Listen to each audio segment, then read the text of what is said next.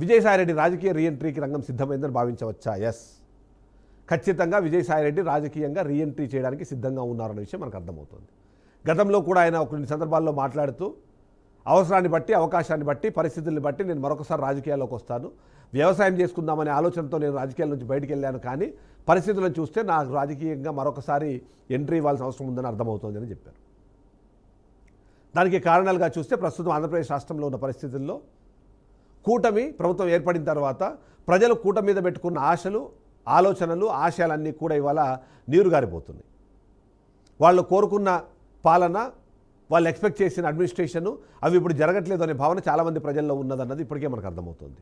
దానికి ఎగ్జాంపుల్గానే ఇప్పటికే వచ్చిన సర్వే రిపోర్ట్లు గతంలో ఎవరైతే టీడీపీ పార్టీకి, కూటమి పార్టీకి వెన్నుదన్నుగా నిలిచే ప్రయత్నం చేసిన వాళ్ళందరూ కూడా ఇవాళ బహిరంగంగా, బాహాటంగానే వాళ్ళని విమర్శించే ప్రయత్నం చేస్తున్నారు.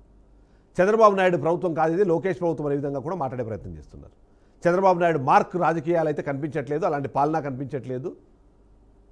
2026 లేదా 2027లో లోకేష్కి పట్టం కట్టేందుకు, లోకేష్కి ఇప్పుడు ఒక ట్రైనింగ్ క్లాసెస్ లాగా ఈ 2 సంవత్సరాల పాటు జరిగిన పాలన ఉంది. మరొక 5-6 నెలల్లో ఆయన ఎగ్జామ్ రాసి పాస్ అయిపోతారు. ఆ తర్వాత ఆయనకి సీఎం పదవి కట్టబెట్టేందుకు అవసరమైన అంతా బ్యాక్గ్రౌండ్ వర్క్ జరుగుతోంది అన్నది చాలామంది భావిస్తున్నారు. దాంట్లో కారణంగానే చంద్రబాబు నాయుడు అడ్మినిస్ట్రేషన్ అనేది ఇప్పుడు కనిపించట్లేదు. అది దానికి తగ్గట్టుగానే చంద్రబాబు నాయుడు ఈ మధ్యకాలంలో చేస్తున్న వ్యాఖ్యలు, చేస్తున్న ప్రకటనలు, దాని కారణంగా జరుగుతున్న నెగిటివిటీ అన్నది మనం చూస్తున్నాం. ఇది సరిపోదు అన్నట్టుగా లోకేష్కి ఎలివేషన్లు ఇచ్చే క్రమంలో కొన్ని రకాల తప్పులు చేసి దాని కారణంగా అటు నేషనల్ మీడియాలో, ఇంటర్నేషనల్ మీడియాలో కూడా టీడీపీ పార్టీ కొద్దిగా అభాస్ పాలవుతోందన్న విషయం కూడా మనకు తెలుస్తుంది. ఈ నేపథ్యంలోనే దీనికి అనుగుణంగా వైఎస్ఆర్సీపీ అనుకున్నంత స్థాయిలో యాక్టివ్గా పనిచేయట్లేదు. ప్రజల్లోకి వెళ్ళే క్రమంలో జగన్మోహన్ రెడ్డి కాకుండా మిగిలిన వాళ్ళకి అంత పాసిబిలిటీ లేదు. చాలామంది ఇప్పటికీ కేసుల భయంతో బయటికి రావట్లేదు. ఇప్పటికే కేసుల్లో ఇరుక్కున్న వాళ్ళు బయటికి రావడానికి ఆలోచిస్తున్నారు. ఇలాంటి నేపథ్యం ఉన్న పరిస్థితుల్లో ఒక ఆల్టర్నేటివ్ పార్టీ గురించి ఏమైనా ఆలోచిస్తున్నారా, ఆయన ఇంకొక ఆల్టర్నేటివ్ ప్లాట్ఫామ్ ఏమైనా తయారు చేసేందుకు ప్రయత్నిస్తున్నారన్నది ఇప్పుడు మనకు ఒక డౌట్గా వస్తుంది. సో అటు చూస్తే టీడీపీ పార్టీలోకి వెళ్ళారు, ఎందుకంటే టీడీపీ పార్టీని డైరెక్ట్గా ఆయన ఆరోపిస్తున్నారు. వైసీపీలోకి వెళ్లేందుకు అవకాశాలు తక్కువగా కనిపిస్తాయి. ఇక బీజేపీ పార్టీ కూటమిలో భాగస్వామ్యంగా ఉంది కాబట్టి కూటమి విచ్ఛిన్నమైతే తప్ప ఆయన బీజేపీ పార్టీలోకి వెళ్ళే అవకాశం ఉండదు అన్నట్టు. ఈ నేపథ్యంలో మనకి 4th క్వశ్చన్ వస్తుంది. మరి అలా అయితే విజయసాయి వ్యూహం ఏమై ఉండే అవకాశం ఉంది అన్నది ఇప్పుడు మనము ప్రశ్నించుకోవాలి, దాని గురించి మాట్లాడే ప్రయత్నం చేయాలి. ఇక్కడే అసలు పాయింట్ నేను చెప్పాలనుకుంటున్నాను. ఓవైపు కమ్మ సామాజిక వర్గానికి సంబంధించి కూటమి ప్రభుత్వం అధికారంలోకి వచ్చిన తర్వాత కమ్మ సామాజిక వర్గంలో ఎవరైతే అసంతృప్తులు ఉన్నారో, ఎవరైతే ఆ కూటమి పాలనపైన నెగిటివ్గా మాట్లాడుతున్నారో వాళ్ళందరినీ కూడా ఏకం చేసేందుకు ఏబీ వెంకటేశ్వరరావు ఇప్పటికే కమ్మవారిని ఏకం చేసేందుకు ఒక పార్టీ ఏర్పాటు చేయనున్నట్టుగా ప్రకటన చేశారు. అదే పరిస్థితి ఏర్పడితే రెడ్డి సామాజిక వర్గానికి కూడా మరొక పార్టీ కావాలి. 65 నియోజకవర్గాల్లో ప్రభావవంతంగా ఉండే రెడ్డి సామాజిక వర్గానికి ఒక పార్టీ ఉంటే తప్పేముంటుంది అని తన సన్నిహితుల వద్ద విజయసాయిరెడ్డి డిస్కస్ చేసినట్టుగా మనకు అనిపిస్తుంది. సో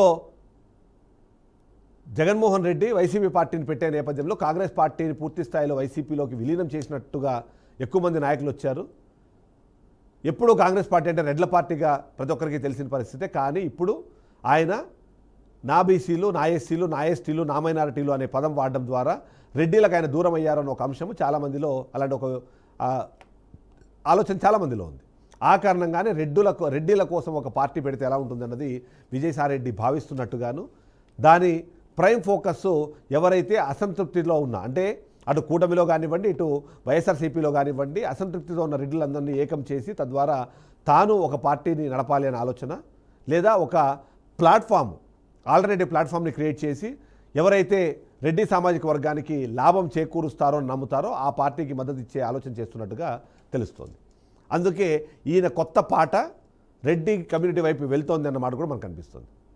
సో వైపు ఏబీ వెంకటేశ్వరరావు కమ్మ సామాజిక వర్గాన్ని ఏకం చేసే ప్రయత్నం చేస్తుంటే, మరోవైపు విజయసాయిరెడ్డి రెడ్డి కమ్యూనిటీని ఏకం చేసి తద్వారా రాజకీయంగా కానివ్వండి, సామాజికంగా కానివ్వండి రెడ్డి కమ్యూనిటీని ముందు తీసుకెళ్లే ప్రయత్నం చేసేందులో భాగంగా ఈయన ముందుకు వెళ్తున్నట్టుగా అయితే కొద్ది సమాచారం. దీనికోసం ఇప్పటికే కొంతమంది ఎన్ఆర్ఐల్ని, ఈ పార్టీల్లో అసంతృప్తితో ఉన్న రెడ్డి కమ్యూనిటీ వాళ్ళను కూడా కలిసే ప్రయత్నం చేస్తున్నారు. ఫైనల్గా అది వెళ్ళి వైసీపీలో కలుస్తుందా, వైసీపీకే సపోర్ట్ చేస్తుందా, లేకపోతే ఇంకేం జరుగుతున్నది అయితే ఎవరికి తెలియదు. కానీ ఇలాంటి ఆలోచన ఏమైనా చేస్తున్నారా, చేసే అవకాశం ఉంది అన్నది అయితే మనకు అర్థమవుతుంది.